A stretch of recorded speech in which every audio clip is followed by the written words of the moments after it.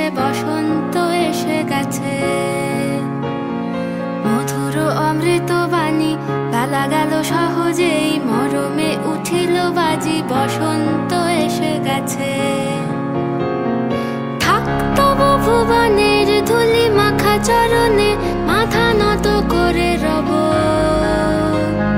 বসন্ত এসে গেছে,